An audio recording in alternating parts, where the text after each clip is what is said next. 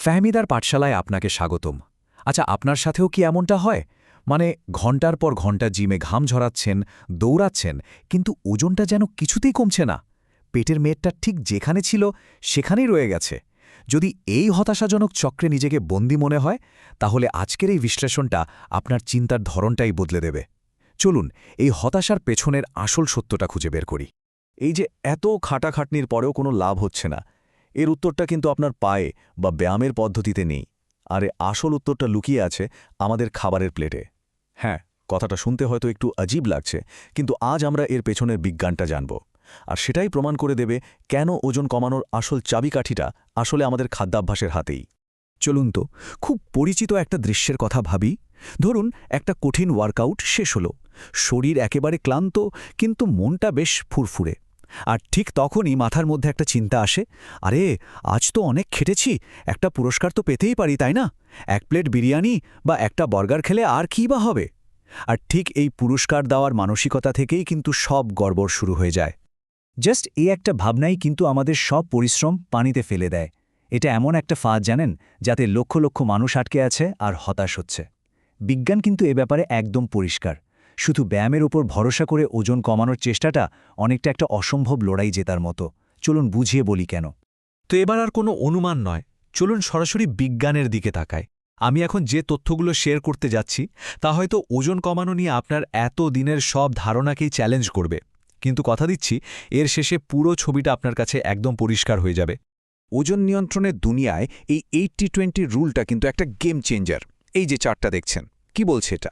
এটা একদম পরিষ্কার করে বলছে যে ওজন কমানোর সফলতায় 80% অবদান রাখে আমাদের খাদ্যাভ্যাস।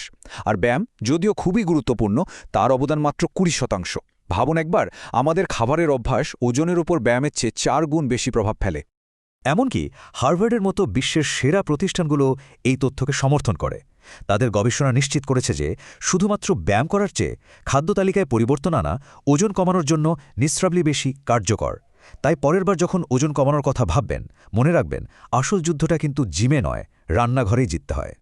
চলুন এবার একটা সহজ কিন্তু সত্যি বলতে কি ভয়ঙ্কর ক্যালোরির হিসাব দেখা যাক। ধরুন আপনি 30 মিনিট দৌড়ে প্রায় 300 ক্যালোরি ঝাড়ালেন, দারুণ ব্যাপার। কিন্তু তারপরেই যদি একটা বার্গার আর 1 গ্লাস কোক খেয়ে নেন, তাহলে শরীরে ঢুকল প্রায় 650 ক্যালোরি। ফলাফলটা কি হলো? আপনার সব পরিশ্রম তো গেলই, উল্টো শরীরে আরও 350 ক্যালোরি বেশি জমা হলো। এটা অনেকটা এক পা এগিয়ে 2 পা পিছিয়ে যাওয়ার মতো অবস্থা, তাই না? ব্রিটিশ জার্নাল অফ স্পোর্টস মেডিসিনের এই একটা লাইনই পুরো বিষয়টা পরিষ্কার করে দেয়। You cannot outrun a bad diet. মানে আপনি দৌড়ে বা ব্যায়াম করে কখনোই একটা খারাপ খাদ্যাভ্যাসকে হারাতে পারবেন না। এর পেছনে একটা মনস্তাত্ত্বিক ব্যাপারও আছে, যার নাম কম্পেনসেশন এফেক্ট। এটা হলো আমাদের মাথার ভেতরের সেই ছোট্ট কণ্ঠস্বর যা ব্যায়ামের পর বলে ওঠে, তুমি অনেক খেটেছ, এবার তোমার একটা ট্রিট প্রাপ্য। আর এই পুরস্কারের মানসিকতাটাই প্রায়শই আমাদের দিয়ে প্রয়োজনের চেয়ে অনেক বেশি ক্যালোরি গ্রহণ করিয়ে নেয়। অ্যাপেটাইট জার্নালের একটা গবেষণায় তো আরও ভয়ঙ্কর তথ্য পাওয়া গেছে। দেখা গেছে মানুষ ব্যায়াম করে যত ক্যালোরি পোড়ায়, পুরস্কার হিসাবে তার প্রায় দ্বিগুণ ক্যালোরি খেয়ে ফেলে। এই কম্পেনসেটরি ইটিং বা ক্ষতিপূরণমূলক খাওয়াই হলো ওজন না কমার পেছনে লুকিয়ে থাকা সবচেয়ে বড় কারণগুলোর একটা। এই গবেষণার ফলাফলটা দেখুন, মানে পার্থক্যটা কি খেয়াল করেছেন? জাস্ট অবিশ্বাস্য। যে দলটি শুধু ব্যায়াম করেছিল তারা 1 বছরে গড়ে মাত্র 2-3 কেজি ওজন কমিয়েছে, কিন্তু যারা একই ব্যায়ামের সাথে স্বাস্থ্যকর ডায়েটও মেনে চলেছে তারা কমিয়েছে প্রায় 8 থেকে 10 কেজি। এর মানে কিন্তু এটা নয় যে ব্যায়ামের দরকার নেই। এর মানে হলো সঠিক খাদ্যাভ্যাসের সাথে যুক্ত হলে ব্যায়ামের শক্তিটা বহু গুণে বেড়ে যায়। তাহলে কি এর মানে এই যে ব্যায়ামের কোনো প্রয়োজনই নেই? একদমই না। এখানেই সবচেয়ে বড় ভুল বোঝাবুঝিটা হয়। ব্যায়াম অপ্রয়োজনীয় নয়, কিন্তু ওজন কমানোর জন্য এর আসল কাজটা আমাদের ঠিকভাবে বুঝতে হবে। দেখুন, ব্যায়াম শুধু ওজন কমানোর জন্য নয়, এটা আমাদের পুরো শরীর আর জীবনের জন্য একটা বিনিয়োগ। এটা আমাদের হার্টকে শক্তিশালী করে, মাসল তৈরি করে, মানসিক চাপ কমায় আর আমাদের মেটাবলিজম মানে শরীরের শক্তি পোড়ানোর ইঞ্জিনটাকে আরও সচল রাখে। সোজা কথায়, ব্যায়াম শরীরকে ভেতর থেকে শক্তিশালী আর প্রাণবন্ত করে তোলে। কিন্তু যখন আপনার মূল লক্ষ্যটা হয় ওজন কমানো, তখন মনে রাখতেই হবে এই লড়াইয়ে আপনার সবচেয়ে শক্তিশালী অস্ত্র হল আপনার খাবারের প্লেট। তাহলে পরিবর্তনের মূল সূত্রটা কি দাঁড়ালো? চলুন শেষ অংশে এসে পুরো বিষয়টাকে একটা সহজ সূত্রে ফেলে দিই, যা আমাদের নতুন করে ভাবতে এবং কাজ করতে সাহায্য করবে। এই কথাটা একদম মনের মধ্যে গেঁথে নিন।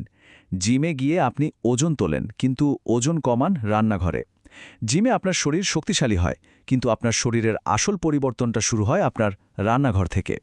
সুতরাং দীর্ঘস্থায়ী সাফল্যের চাবিকাঠি হল এই দুটোর সঠিক সমন্বয়।